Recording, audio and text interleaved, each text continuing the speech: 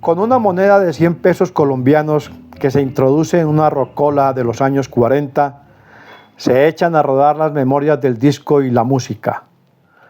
140 años de historia recopilada por la mano del médico Antonio José Manrique en uno de los lugares más hermosos de Colombia, el Quindío, en un paraje rural del municipio de Filandia. Aquí queda el museo, sí, el de las musas de la música y el sonido, el museo del disco y de la música, donde las musas nos cuentan cómo el hombre logró hace ya más de 140 años grabar su voz, un recurso contra el olvido, un potenciador de la memoria, pero a la vez una maravilla del mundo para invocar los recuerdos y las nostalgias.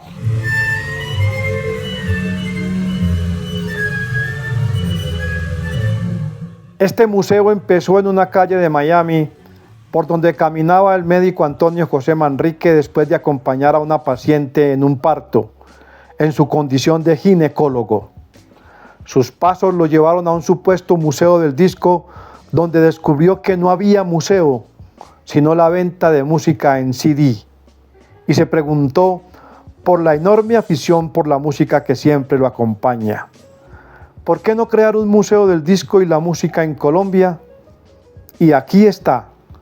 Innumerables objetos que acompañan al disco, radiolas, tocadiscos, los primeros sonidos portátiles del mundo, gramófonos inventados en 1888 y el maravilloso armonipan u organillo para llevar al parque una orquesta completa. Las maravillas de este sitio sorprenden. Cada rincón, cada recodo, cada metro del museo es una sorpresa de la historia de la música en el mundo.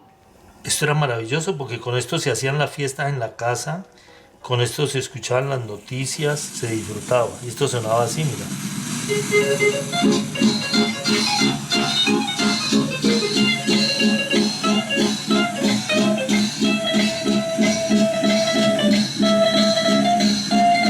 El primer aparato que yo presento a nuestros visitantes es una radiola, porque ese era el equipo que fue maravilloso cuando llegó a nuestras casas en la década de los años 60 y años 70.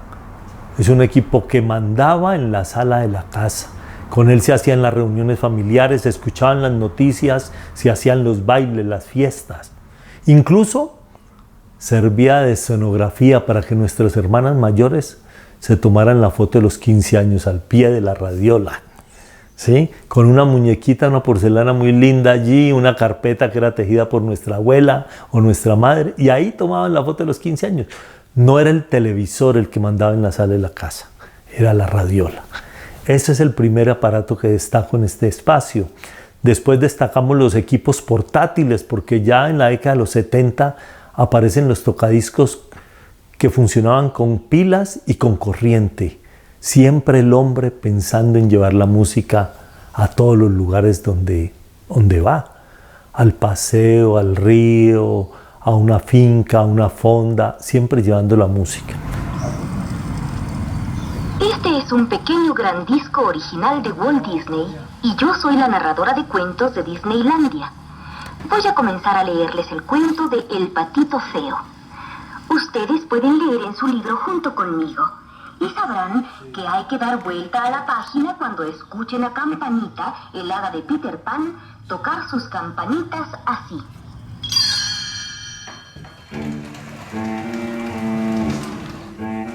En este museo está el primer disco de la grabación del himno nacional de Colombia en 1910. El disco difundió en todo el mundo la cultura, la ciencia y la política. No solo la música y las canciones, sino también los grandes discursos y las expresiones culturales de todo orden. Podríamos decir que esas expresiones grabadas están aquí, en este museo, en acetatos, en vinilos, impresos desde comienzos del siglo XX, como la recopilación de las canciones y la música de las danzas de la época del libertador Simón Bolívar.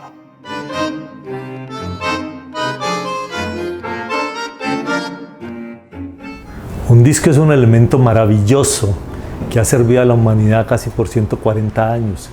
Es un elemento donde se logró capturar el sonido y la voz del hombre.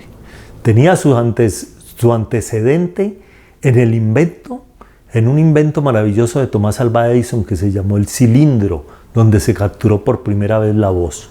11 años después de este invento de Tomás Alva Edison, que ocurre en agosto de 1877, Emilio Berliner se inventa lo que conocemos como el gramófono y inventa los discos planos, redondos, que todos hemos conocido. Y ese disco tiene un sonido maravilloso y ahí, en ese disco, se logró capturar o guardar, almacenar el sonido de la música o el sonido o las voces de las personas. Y esto nos ha servido a la humanidad para muchas cosas, porque en este formato están almacenados voces de grandes personajes del mundo, desde presidentes, inventores, poetas, científicos, pero también están las grandes voces de los intérpretes de la música, los grandes tenores, los grandes músicos, instrumentistas de diferentes elementos, de diferentes equipos, de diferentes instrumentos, el violín, el piano, cualquier instrumento musical puede estar impreso, digamos así, en un disco. Y eso es maravilloso porque eso lo trajimos a nuestras casas y pudimos traer esas grandes melodías, pudimos traer las grandes orquestas que en otros tiempos estaban de concierto en alguna ciudad tocando diferentes sinfonías, pero que nosotros no éramos capaces, no teníamos la capacidad o el tiempo para ir a disfrutarlas. El disco nos lo trajo a la casa. En el Museo del Disco se vuelve al pasado musical, el pasado de las victrolas, esos aparatos que reproducen el sonido que encantaron y enamoraron a los bisabuelos y abuelos, esas maravillosas cajas de madera que prendían la fiesta en las casas elegantes de los pueblos, pero también en las fondas campesinas. Llama comúnmente vitrola a un gramófono que tiene un mueble como el que estamos observando aquí. Son de diferentes modelos, de diferentes épocas. Desde comienzos del siglo pasado ya le pusieron un mueble a lo que conocemos comúnmente como vitrola. Esto es lo que se llama comúnmente una vitrola. Y entonces este elemento era el que compraban nuestras familias a comienzos del siglo anterior para disfrutar de los discos en casa o en las fondas se llevaban, porque esto funciona sin energía, por supuesto, y entonces se podía llevar a cualquier parte. Llevaban la música, era portátil, solo que algunas son bastante grandes, de un gran tamaño, mucho peso, pero de todas maneras que generan un sonido maravilloso del disco, muy cálido, con una muy buena fidelidad.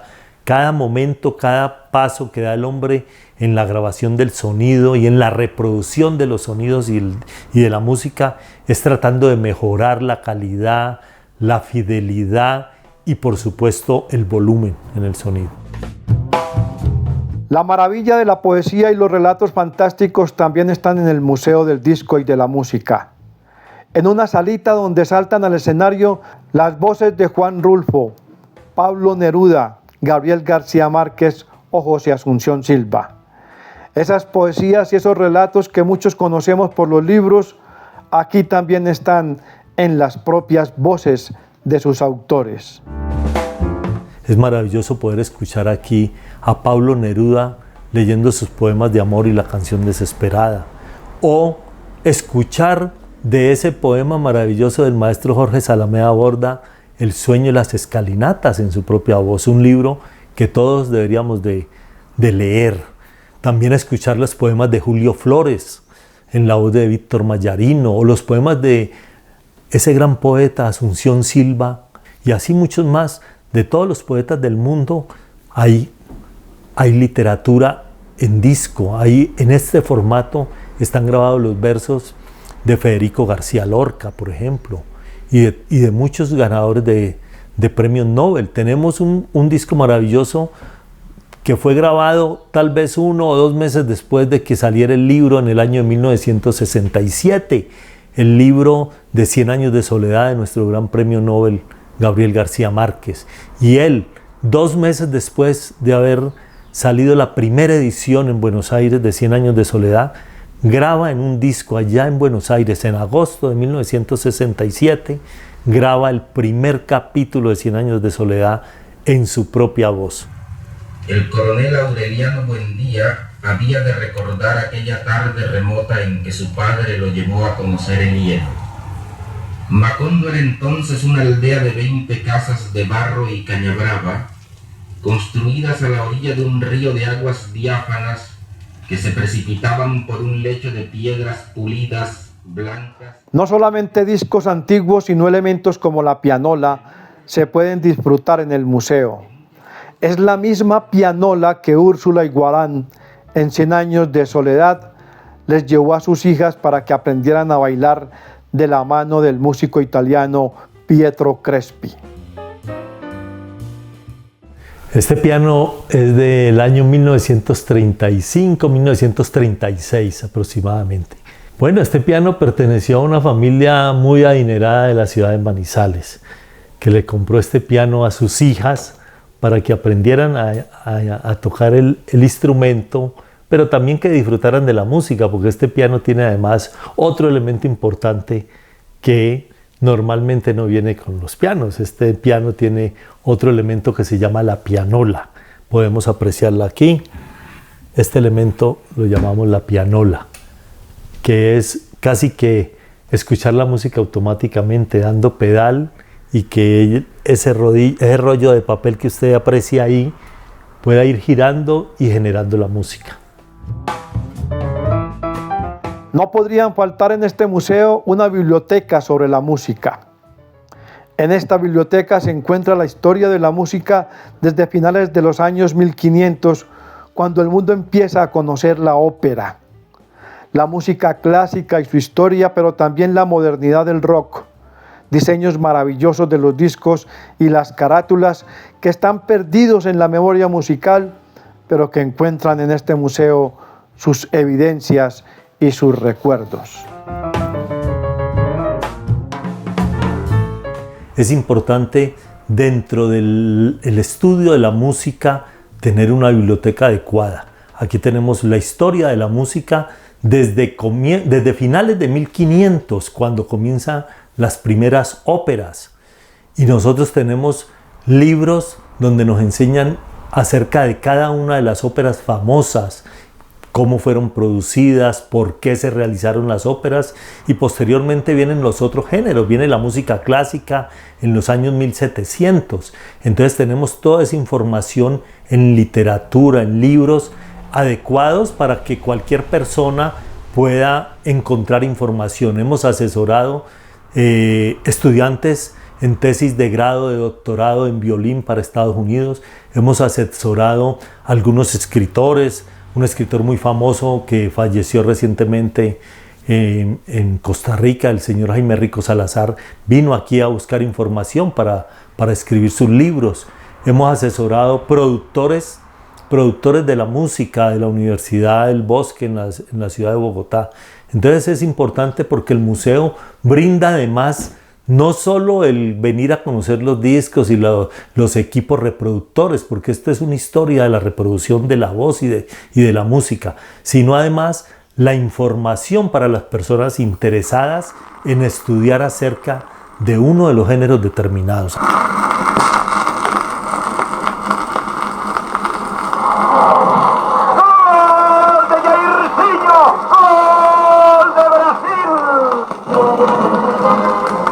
Toda la emoción del Mundial de Fútbol desde la mejor y más cómoda. Desde finales del siglo XIX, la radio encontró un aliado maravilloso, el disco.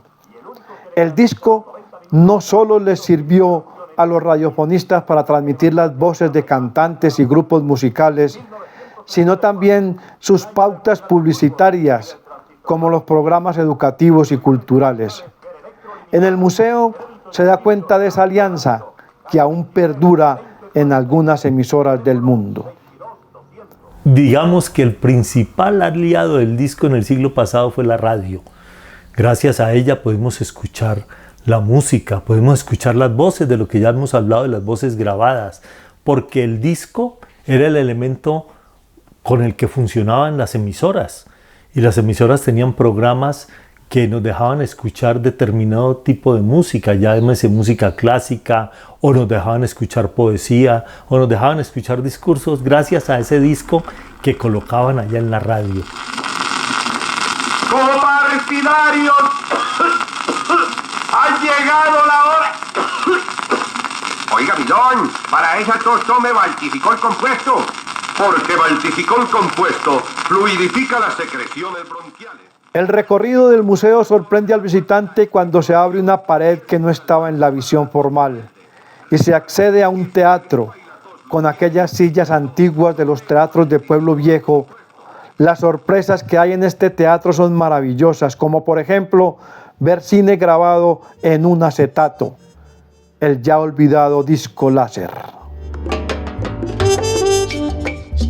El disco tiene una relación maravillosa con el cine. El cine que fue inventado a finales de 1895 por los hermanos Lumière y que tuvo un desarrollo maravilloso por los hermanos Pathé de Francia. El cine era mudo. El cine era acompañado por conjuntos musicales o por un pianista dentro del teatro. Había un sitio especial donde un músico trataba de acompañar las escenas que se daban en el cine mudo. Posteriormente llega el sonido al cine, con lo que conocemos cuando le ponen el sonido a las películas, aparece lo que nosotros conocemos como la banda sonora, que muchas veces nos gusta más, nos interesa más que la misma película, o reconocemos muchas películas más por su banda sonora que por el argumento en sí. Una vez que aparece la banda sonora, le ponen el sonido a las películas y aparece eso que les digo, la banda sonora. Apenas se estrenaba la película, al otro día la casa disquera sacaba esa música, ese sonido de la película, esa banda sonora, la sacaba en un disco. Y muchas personas fuimos aficionados o muchas personas coleccionaban esas bandas sonoras de las películas famosas. Escuchar uno la música de un clásico como Casablanca o de Lo que el viento se llevó o de muchas películas famosas. Nosotros crecimos, en nuestro país crecimos escuchando la música del cine mexicano. Y el cine mexicano, muchas de las películas de esa era maravillosa del cine mexicano eran con argumentos relacionados con canciones o con boleros de compositores famosos como don Agustín Lara, como Gonzalo Curiel, como muchos otros. Y ahí conocimos nosotros, a través de esas películas, la música mexicana, los cantantes mexicanas, un Jorge Negrete, un Pedro Infante, un Tito Guízar, o las grandes cantantes como Toña la Negra, María Luisa Landín. Toda esa gente que nos dejó ese legado maravilloso de la música y del bolero y de la música mexicana y de los géneros que estaban acompañando esa época de los años 40, por decir el cha-cha-cha, por ejemplo, el bambo, el mambo. Y por supuesto, veíamos también cine del sur del continente, el cine argentino, y conocimos a Gardel a través del cine y vimos cantando a Gardel. Y quisimos tener la música de Gardel. Coleccionamos eso. Aquí hay por lo menos 10 fonógrafos fabricados por el propio Thomas Alva Edison, el hombre que logró capturar por primera vez la voz y los sonidos.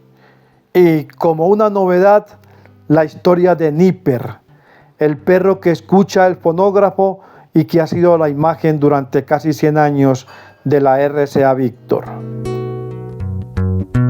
¿Por qué la sala de Thomas Alva Edison?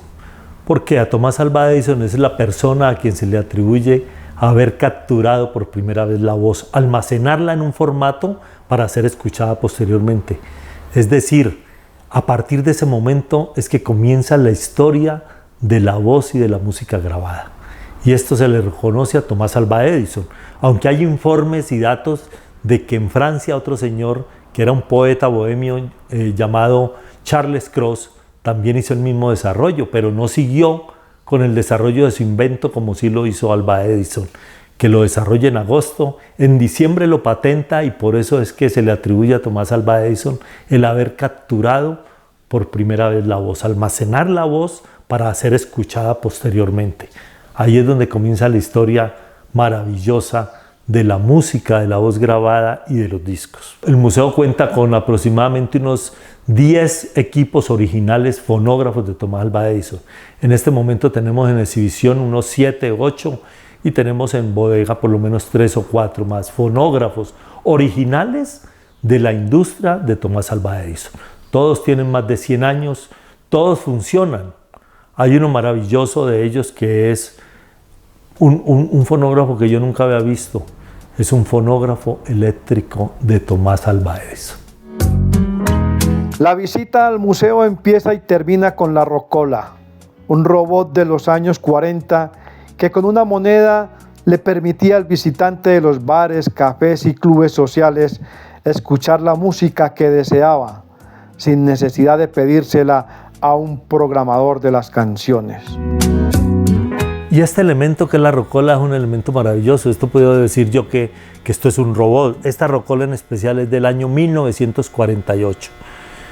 Y muchas personas disfrutaron de esto con lo que se amenizaba lugares maravillosos de nuestra geografía. Los bares, las cantinas, las heladerías, muchos sitios tenían este elemento como un ayudante para esos lugares. Por ejemplo, los billares, ¿sí? Se tenían las rocolas para animar esos sitios. Entonces la gente podría disfrutar simplemente con aplicar una moneda aquí y escoger un tema de los que quisiera, de los que tuviera la lista de la rocola. Entonces se disfrutaba la música también con este aparato que es maravilloso, con un sonido maravilloso y por supuesto automatizado, autoservicio, correcto. Escondido en la cordillera de los Andes de Quindío, en el centro de Colombia, en la propia Reserva Forestal de Barbas-Bremen, en el municipio de Finlandia, entre sonidos de monos aulladores, de la pava caucana y el negro amarillo de los turpiales, está el Museo del Disco y de la Música, en una antigua casa de la colonización del Quindío del siglo XIX. Ahí está la historia de cómo el hombre capturó los sonidos y las voces, como un remedio contra el olvido. El museo aparece colgado en una pequeña colina que antes fue refugio de los Quimbaya y hoy, en medio de la niebla de la mañana y el atardecer, ofrece las maravillas históricas de la voz y los sonidos, capturados desde hace más de 140 años en Estados Unidos por Thomas Alva Edison.